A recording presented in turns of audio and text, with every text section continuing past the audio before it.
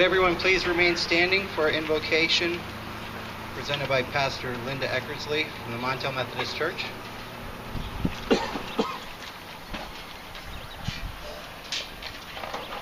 Good morning. My name is Linda Eckersley, and I am the pastor at the Montel United Methodist Church.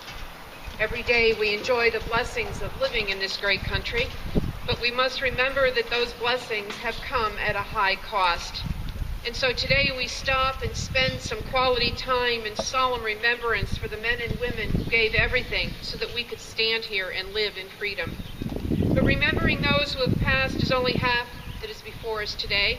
We must also carry their love and honor and duty forward to our future generations. Those that are gone have created a clear pathway for us to continue on a path of freedom and democracy, and our children must know who they were, what they did, and why they did it. So let us take their memories and their dreams and walk forward for them and for our children. Let us be in prayer. God of ages past and hope to come, we offer our gratitude for those who have gone before, and we offer our hope for those yet to come. Holy and gracious God, help us to remember the sacrifices bravely made in which one has given life for another and for all. Help us to remember those that stand in the breach where there is trouble and in which conflict threatens to undo your good creation. Help us to remember that we look for the day when every sword will be replaced by a plow, that all may be fed and live in your peace. Help us to undo division and war. Help us to dream of a future of love and peace. Lord, we lift up the families and friends of those who gave their lives for their country. We ask you to minister to the deep longing of those who grieve. We ask you to bring peace and comfort to each one as they recall their former happy times together. As we observe this day, we also honor all the men and women who presently serve in our armed forces. May they feel appreciated, and may they be protected this day and every day. Help us to live as your people, that others may see and remember your wisdom and truth living in us. We pray all these things in the name of our Lord. Amen.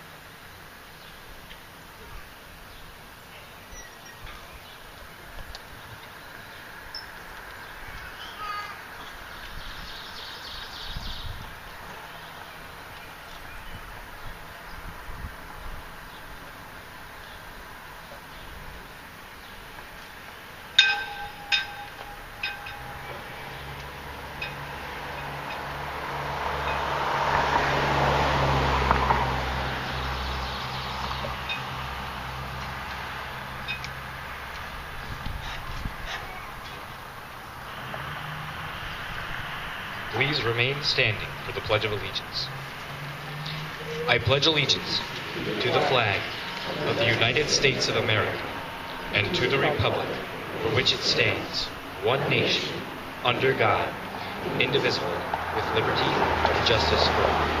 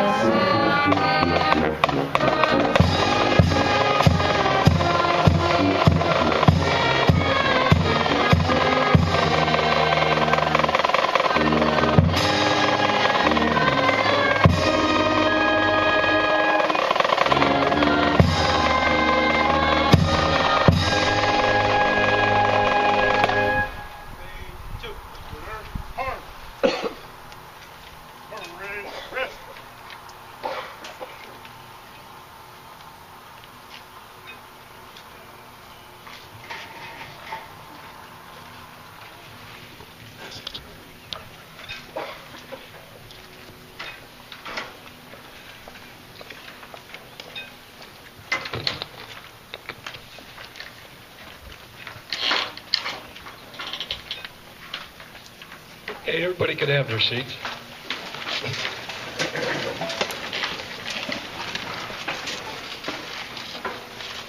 I wasn't sure whether to tell the Air Force guys that or not. But. Good morning, everybody. Those of you that don't know me, I'm Ed Sokolowski, here for a minute or two to entertain you. It's really nice to see such a good turnout at this morning, and so faithful all you folks are coming out each time we have a service here. It really means a lot to all of us. A couple comments that I want to make, kind of housekeeping things. Speaking of housekeeping, one of the people that I'd like to thank before we get into the program, actually several of them. Stanley Straham for weeding this area. Trevor Kashuba and about 8 or 10 volunteers that came here last night and groomed it, touched it up, and put the finishing touches on it. They worked real hard, as did Stanley, to really make it look so nice this morning. We owe a big we owe a lot to Trevor and his crew, Corky and his crew over there. They're insistent on doing this every year for us because they just want to do it. We do appreciate it. An update on our bricks here. We are with our last order of about of 16 or 17 bricks included in there. Just for your information, there are three from the Civil War from this community. Three brothers their homestead was about off on that direction along Capinas Road between Chapman Lake Road, halfway between Chapman Lake Road and Carlisle Williams' shop, if you know where that's at, on Capinas Road. Bell Mountain Tower is out there. Our Myers Mountain, there's a tower out there. That family is from there. Three brothers that went off to the Civil War, two that returned, and one of their relatives, I don't know if she made it this morning. Ruth, is Ruth here? Truck? She was going to try to make it this morning. I talked to her last night. At any rate, so we've got Civil War veterans bricks in this monument now, and Revolutionary War right on up through today. We're at about 488 bricks. Today's program was organized by the Boy Scouts working with the Girl Scouts. Their focus is on women in the military. Your master of ceremonies for today really is going to be Damian Bryla. I want to just comment that at the end of the service today will be the flag burning ceremony for those that can attend. Damian is a scoutmaster here with the Boy Scout troop at Montail, and he provided the leadership for today's ceremony. Damian? Thank you. So as Mr. Sokolowski said, that this year we themed our service towards women in the military. However, we are honoring all veterans that serve throughout the history of America. For over 3,000 years, in a large number of cultures and nations, women have played many roles in the military, from ancient warrior women to the women currently serving in conflicts, although the vast majority of all combatants in every culture have been men. Even though women serving in the military has often been diverse, a very small number of women in history have fought alongside men. In the American Civil War, many fought in disguise. However, there were also women serving as nurses and aides. Despite various, though limited, roles in the armies of past societies, the role of women in the military, particularly in combat, is controversial, and it is only recently that women have begun to be given a more prominent role in contemporary armed forces. As increasing numbers of countries begin to expand the role of women in their militaries, the debate continues. More recently, from the beginning of the 1970s, most Western armies have begun to admit women to serve active duty in all military branches in 9 countries. Women are conscripted into military. Less than a century ago, it was rare to see women in the military, and yet now women fight in combat, command airstrikes, pilot fighter jets, and oversee medical operations.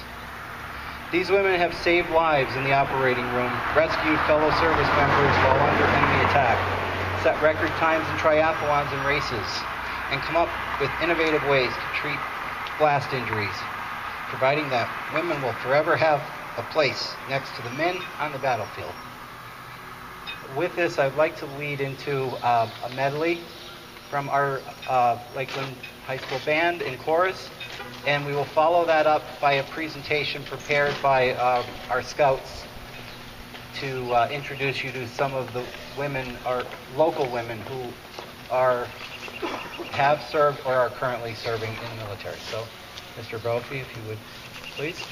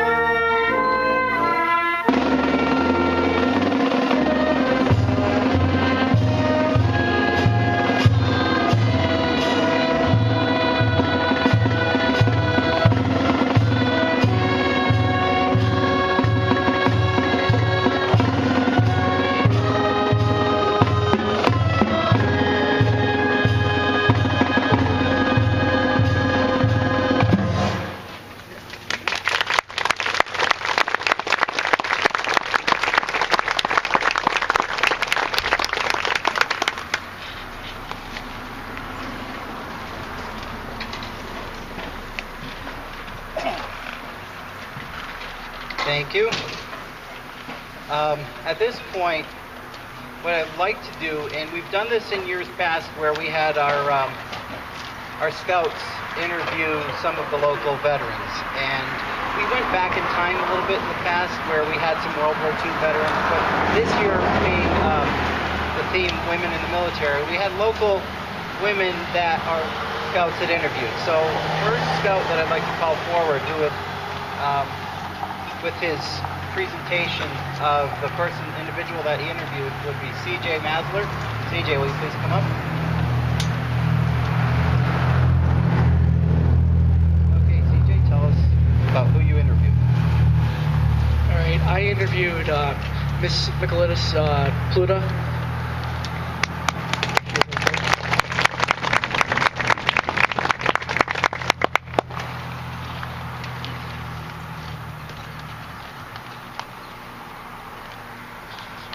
Good morning, everyone.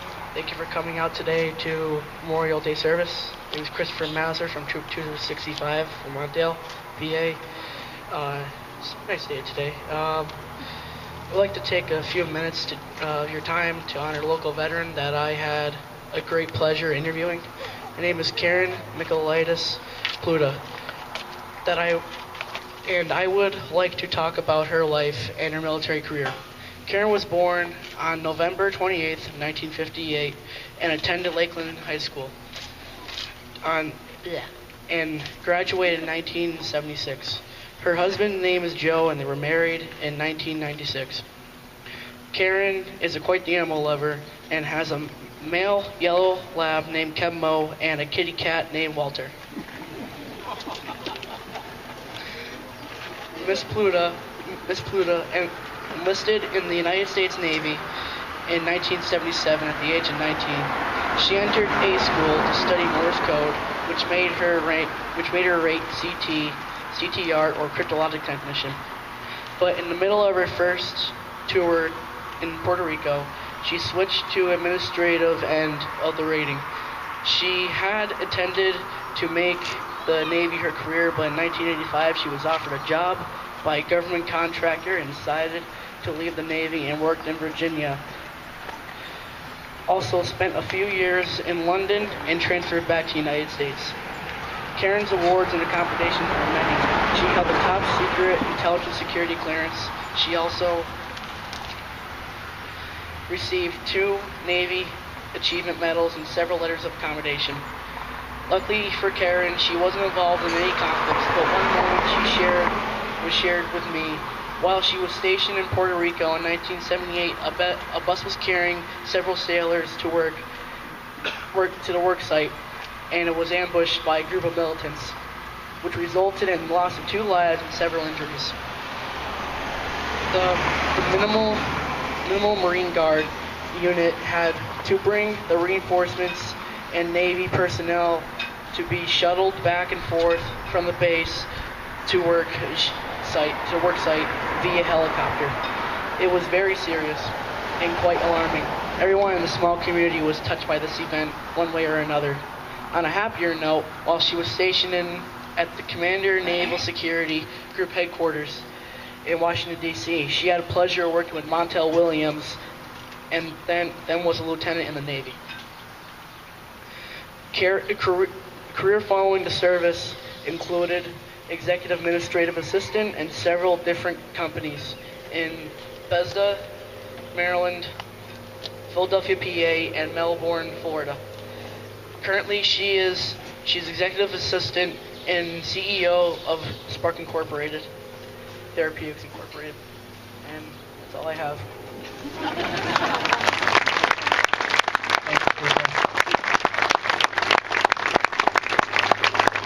Now I'd like to, this is going to be a little bit new for us. I'd like to call up one of our young ladies that had prepared an interview for you. So if I can have Abby Door, please come forward. Abby is a Brownie out of our local troop. And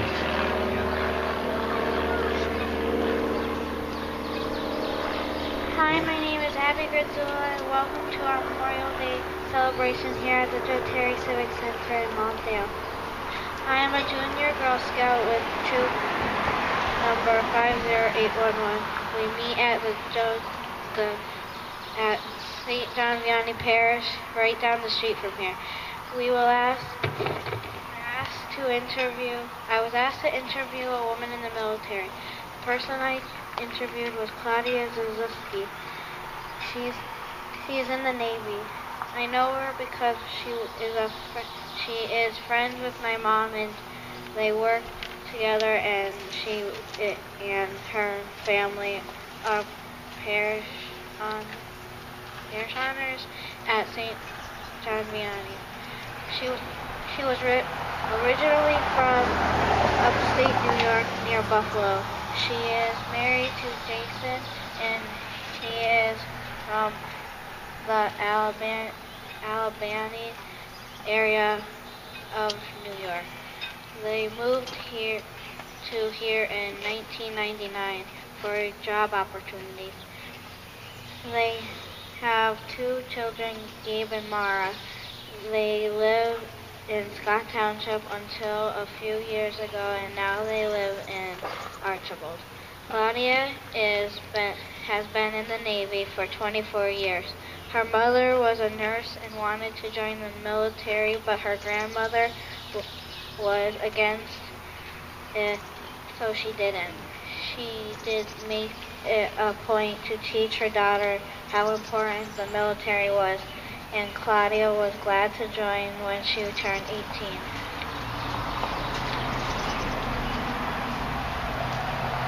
She was stationed in Japan where she hiked Mount Fuji.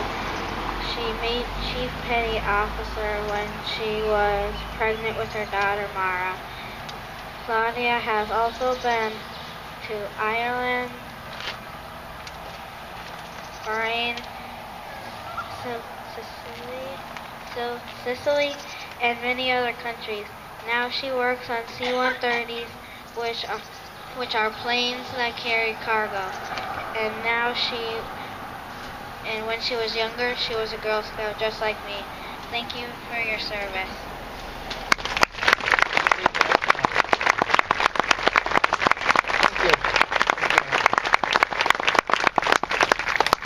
Now I'd like to call forward Luke Osborne.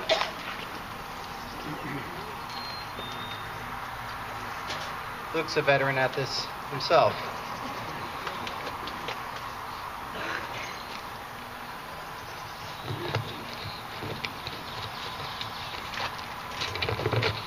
Good morning, and thank you for coming out today for this service. My name is Lucas Osborne, and I am a Life Scout of Troop 265, located right here in Montvale, PA. For our Memorial Day service today, our theme is women in the military, so I decided to interview Lieutenant Christy Trumpikis. She was born in Montvale, PA, and is a 1996 graduate of Lakeland. After high school, she attended Pittsburgh University, and after college, and before joining the Navy, she worked at a corporate law firm in Texas, and then taught high school for 2 years in Norfolk, Virginia. After that, she attended the OCS, the Officers Candidate School, for 13 weeks. In her service in the Navy, she rose to the rank of lieutenant and was involved in Operation Active Endeavor, which was located by the Eastern Mediterranean. The whole operation was headed by NATO, which is a conglomeration of nations who protect the world from weapons of mass destruction and make sure this world stays safe. On her mission, her ship, the USS Bainbridge, was one of many. There were ships from Spain, Germany, Canada, and Turkey. She has had many experiences, I'm sure, at her time at sea, but she told me of one of her favorites. One day, as their convoy was moving through the Red Sea near the coast of Yemen, there was an explosion reported, and upon further investigation, it turned out to be a volcanic eruption. Thus, the Yemeni Coast Guard asked for their assistance, so the convoy became a rescue recovery mission to help find and save survivors. After 2 days of searching and rescuing survivors, the convoy got into Form 1, and getting ready to leave, when the Combat Information Center radioed the junior officer of the deck, who was Lieutenant Trumpikis, and said there was a man overboard on the starboard side. To confirm their report, she radioed back and received confirmation. And because they were in a convoy, she had to radio the ships behind them and tell them to break support. After that, the crew immediately snapped into action and saved the man. The man who was saved was a survivor of the eruption and had been treading water for 17 hours.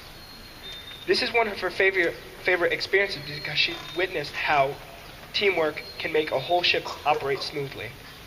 After her naval services, she worked and became a surface warfare officer and was part of the Maritime Expeditionary Security Squadron. Out of the two branches, she was a part of the Mesron 4 branch because women couldn't join the Rivieran branch. And while with the Mesron 4, she visited the Panama Canal. And after that, she became an information warfare officer. She has received some accommodations through her service. 4 Navy Marine Corps Achievement Medals, 1 Navy Commendation Medal, and an Information Warfare Officer pin. She has performed her last act of duty last month and is transferring to a civilian occupation, but is still serving in the reserves. It truly was an honor to interview and learn about Lieutenant Trumpikis' experiences in the Navy. Thank you, and God bless America.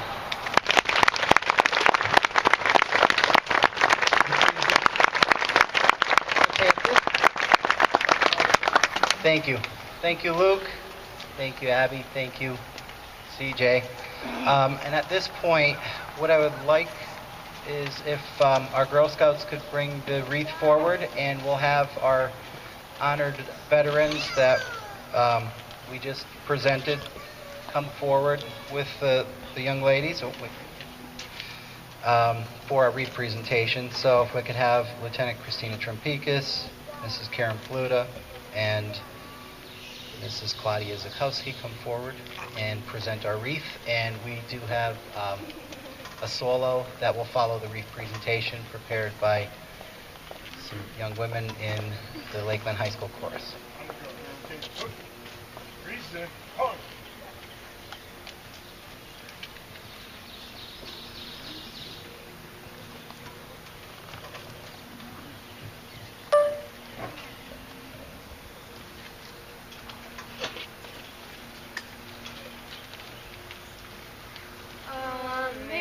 Amazing grace, how sweet the sound that saved a wretch like me. I once was lost, but now am found. Was blind, but now I see. 'Twas grace that taught my heart to fear, and grace my fears relieved. How precious did that grace appear, the hour I first believed.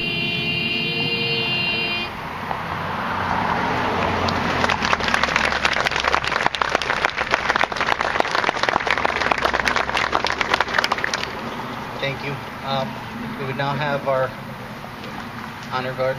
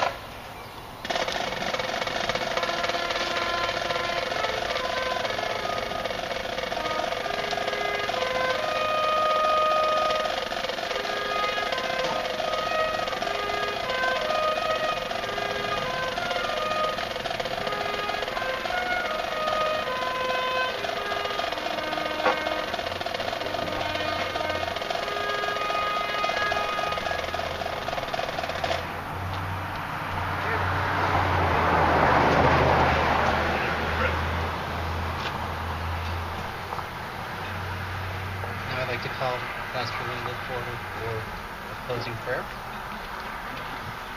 Let us be in prayer. Dear God, we thank you for this time that we've been allowed to come together to remember and honor those who have served, those who have given their lives, those who continue to serve. We ask your grace and guidance upon each one of us as we go forth in our life, as we remember that your purpose is for peace and love for your creation. We ask that as the time has come for us to leave this place, that we all have safe travel until we reach our destination. In all this we pray in your name. Amen.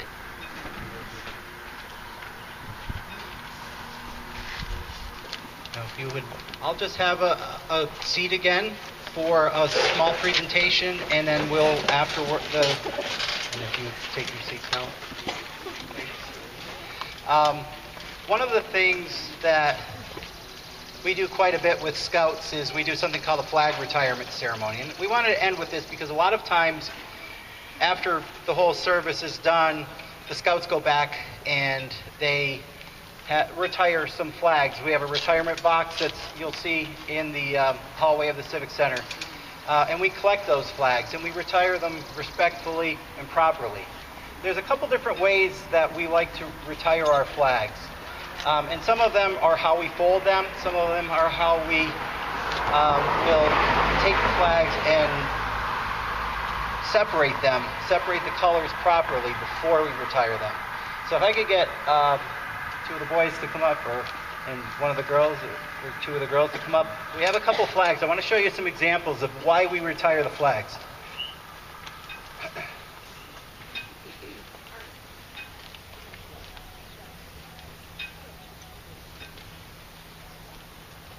I'm going to start with a flag that doesn't need to be retired. The colors are still fairly vibrant. We see we have it folded in a triangular shape. A lot of people don't realize why it's folded like that. It's symbolic. It's symbolic of the trifoil hat that the Minutemen wore in our first war that made us a country. So we have the trifoil. And then the other thing is, if a flag is folded properly, the other thing most people don't realize is there should be 13 stars showing, which represent the original 13 colonies. And when you fold the flag, it folds 13 times as well. So there's a lot of thought that went into this flag. And that's why, a lot of what the veterans are fighting for and help to protect our country and make us who we are is represented by these flags. This Thursday, the Scouts went and we went to the local cemeteries, and a lot of Scouts throughout the country do, and we replaced the flags that are worn and tattered. These are the flags that you'll find flying above the military graves in the cemetery. They're kind of worn, they're beat up, they're ready for retirement. And then we look at something like this. This flag has seen probably too much time in the air. It's not much of a flag. It's absolutely something we will retire. Some of these flags you'll see they have holes in them, they're worn. We want to respect them. What we'll do is we have a flag retirement pit in the back. There's a fire burning in there, and we only retire flags in that pit. We don't use it for cookouts. We don't use it for anything but respecting our flag.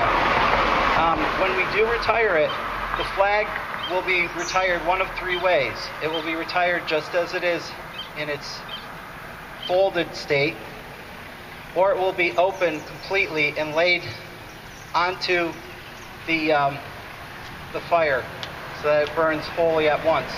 Then the last way that we'll do it is we'll separate the colors. So why I asked them to come up here is we're going to actually show you, and we will separate the colors on one of these flags. You get to use the scissors, ladies, gentlemen. Now again, we still don't want to have this flag touch the ground, so if you would open it up.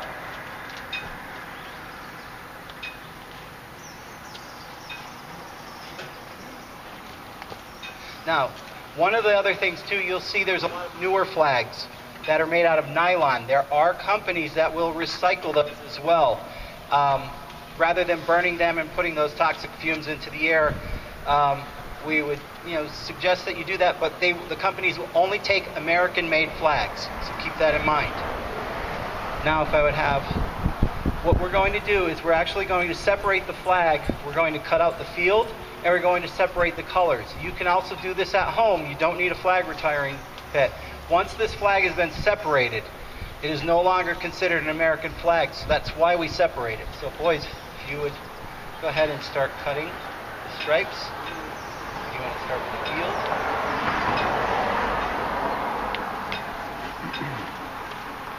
You guys want to come help?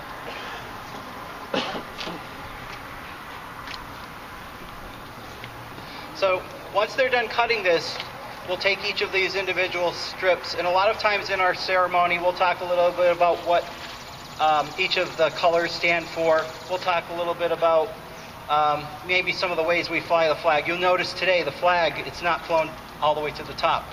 And we fly it that way only on today, which is Memorial Day. It goes all the way up as fast as they can get it up, and then it comes down slowly to half-mast. At noontime, the flag will go back up, and it will come down. Then it will go again at full mast at noon. So that's one of the ways that we honor the Memorial Day service and how we respect our flag. So I'm hoping that we have a fire going back there. So I'm inviting everybody. We do have flags like this back there. So if anybody would like to, following this, head over to the flag retirement ceremony and retire a flag. Again, I mentioned you could do this at home as long as you separate your flag before burning it. That's the proper way that you should do it at home. Otherwise, please bring it to the flag retirement box and we'll go ahead and retire it properly for you.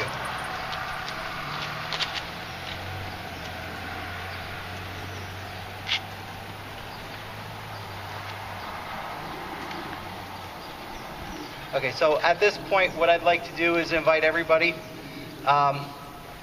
that is interested in retiring a flag right around the corner of the school. You can head over to the flag retirement ceremony. Scouts, you can head over there now and prepare the flags. You can take these as well. Following that, we have food and refreshments in the gymnasium. So please join us if you don't retire a flag, please join us inside for refreshments. Mr. Sokolowski, do you have any last words? Just thanks again for everybody coming. How about all these youngsters, these musicians, these singers, the scouts? Wonderful having them here to do the things they do, and they do it so excellently. Okay, as Damien said, if you're able to and you wish, the fire retirement ceremony around the building, and there will be refreshments inside. Thanks for coming again.